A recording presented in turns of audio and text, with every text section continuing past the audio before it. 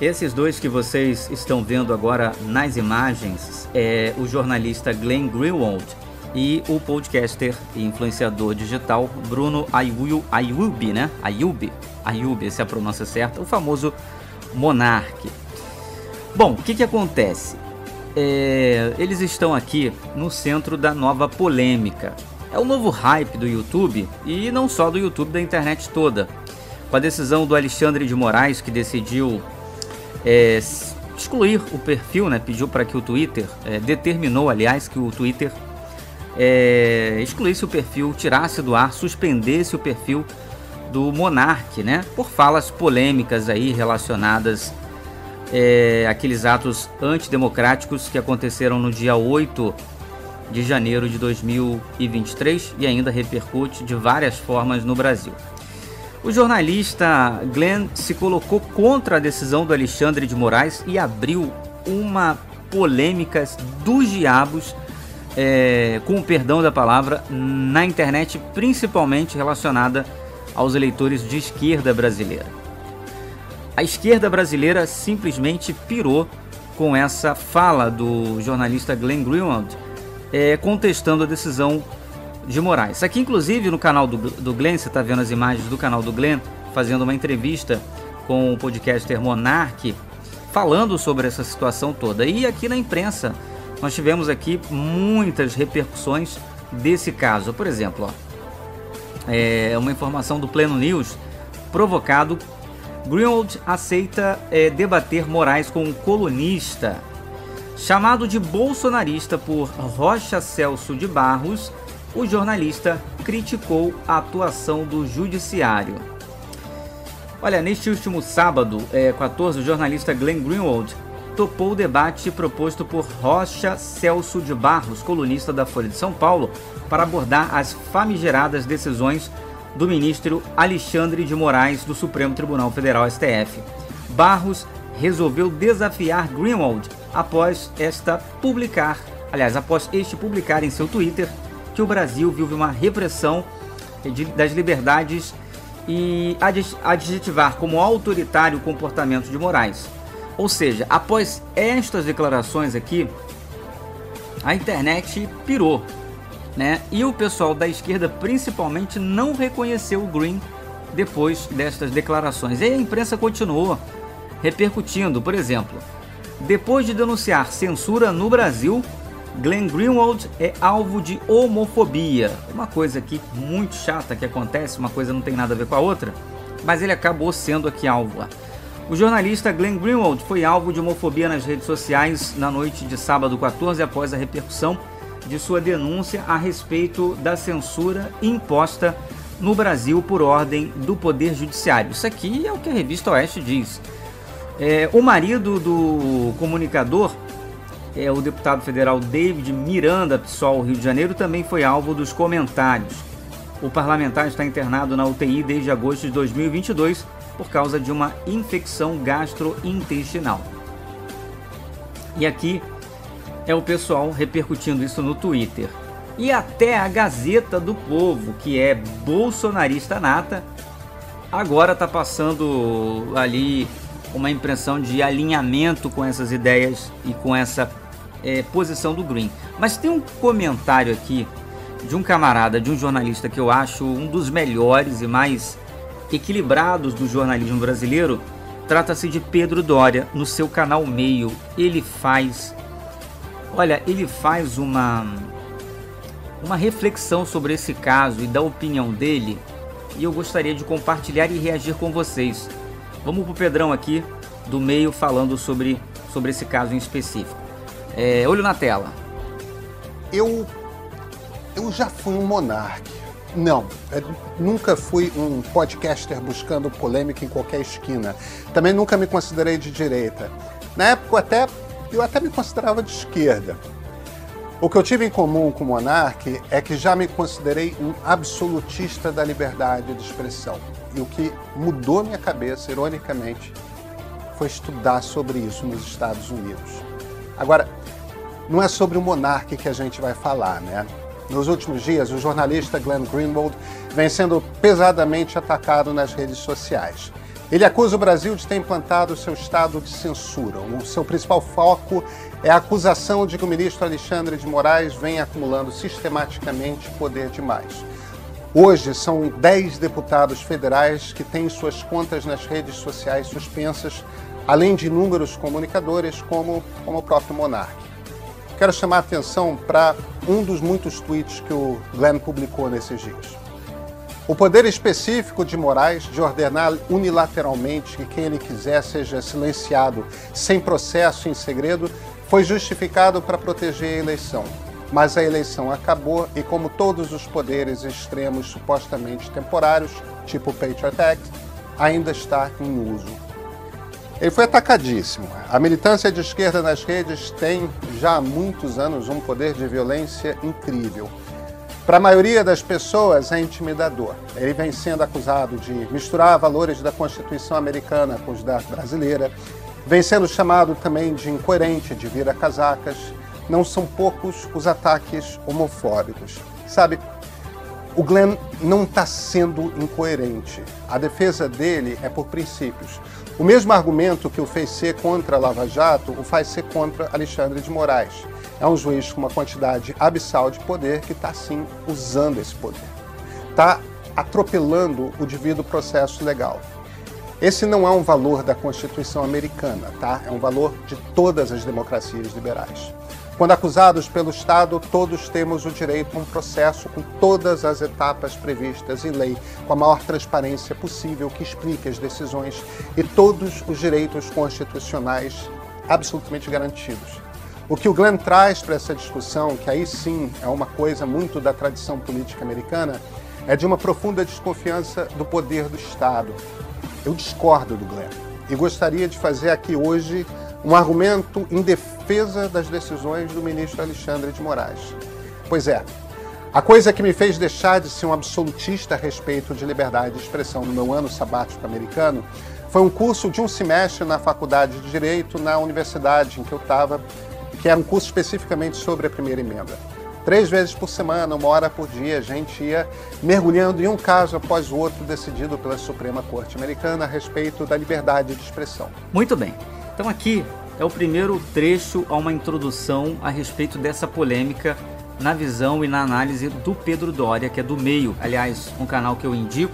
Inclusive vou deixar a descrição aqui para você conferir o vídeo na íntegra do que ele fala.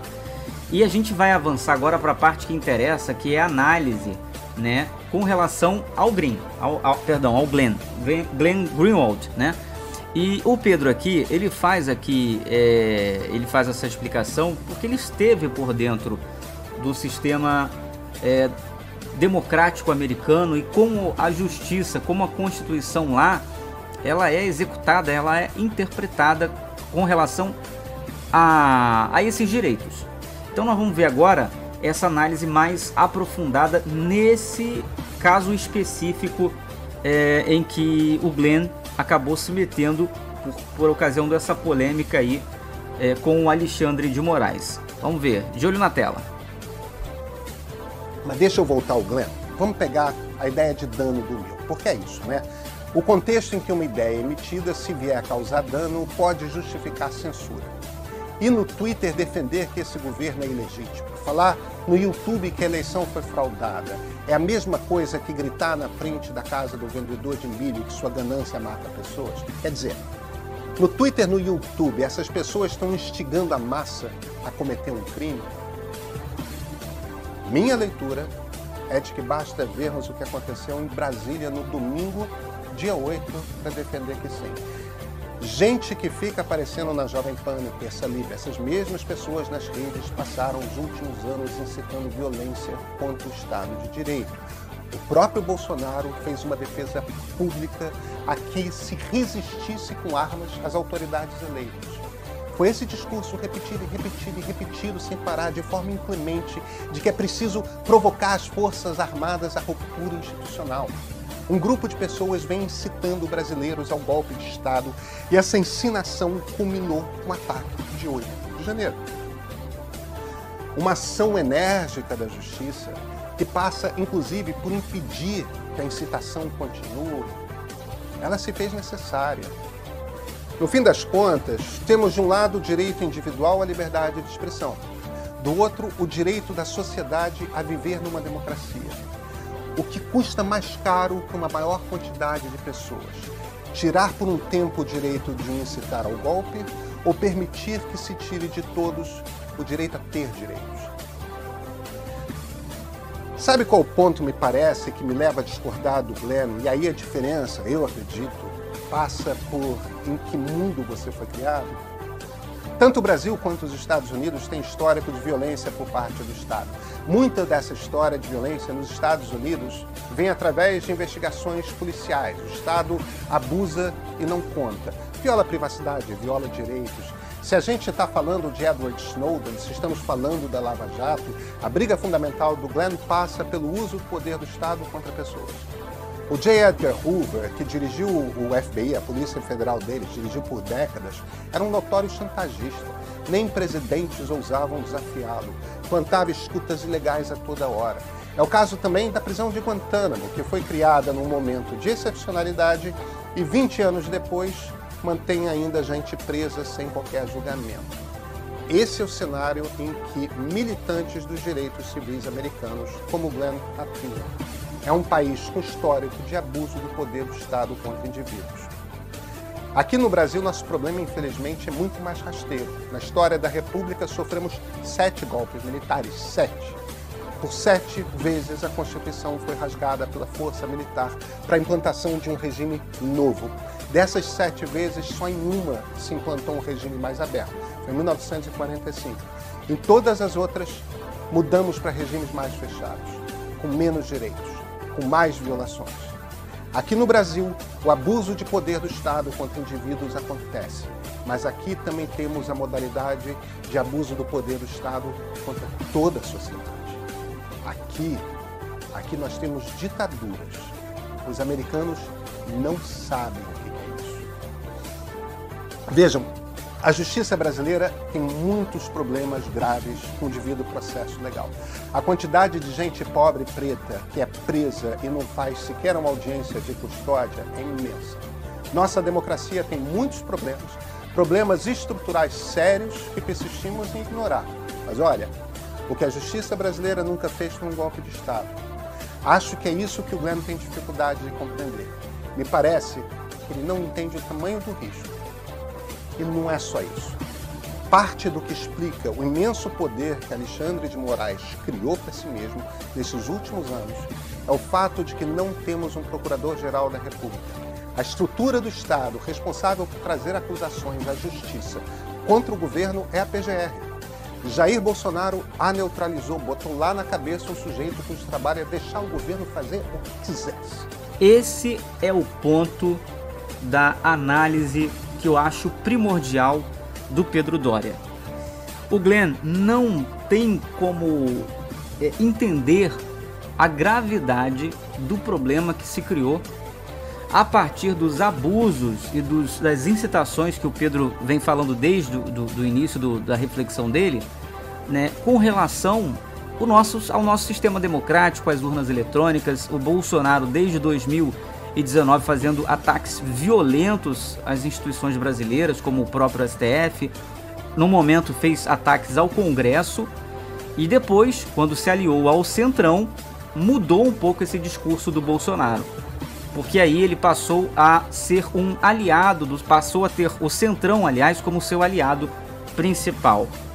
E uma outra questão que o Pedro fala e fala muito bem é que, infelizmente, nós não temos um procurador da República, que se omitiu em todos os momentos cruciais para a nossa democracia e para a nossa nação. E isso fez com que alguém tivesse que, praticamente por obrigação, tivesse que se impor de uma forma muito dura. Ou então, a vaca teria ido para o brejo. E é exatamente o que o Alexandre de Moraes tem feito. Eu não participo, pelo menos na minha opinião, desse linchamento que fizeram ao monarca quando ele fala uma série de bobagens, e fala realmente muitas bobagens, mas a partir daí tiraram conclusões de que ele seria um nazista ou defendesse pontos de vista do nazismo, e eu não, sinceramente, eu não vejo isso no Monark. Eu vejo um jovem que gostaria de viver num país amplamente aberto e democrático no sentido total da coisa, só que ele não consegue entender que mesmo numa democracia você tem limites. A própria democracia, ela limita isso, né? Você não pode simplesmente pregar violência contra o próprio Estado e contra o próprio sistema democrático. Isso é muito claro e muitos juristas falam disso com clareza. Então, você não pode simplesmente defender um golpe de Estado achando que você está defendendo, entendeu? Melhoria de salário. Então, você está realmente contribuindo para uma tensão, talvez para uma guerra civil, para uma coisa muito grave. E é isso que as pessoas têm que entender na internet. Elas têm que ter essa responsabilidade. Então, a fala do Pedro Doria é exemplar, excelente. O link vai estar na descrição para você acompanhar. Se você gostou desse vídeo, deixe o seu like, compartilhe, deixe lá seu comentário a respeito desse conteúdo, dessa reação que eu fiz. E também, claro, não esqueça de se inscrever. Quando você se inscreve lá, toca no sininho para receber todas as notificações. É muito importante isso, porque vai fazer com que a gente te entregue mais conteúdo, tá bom? Obrigado a todos e até o próximo vídeo.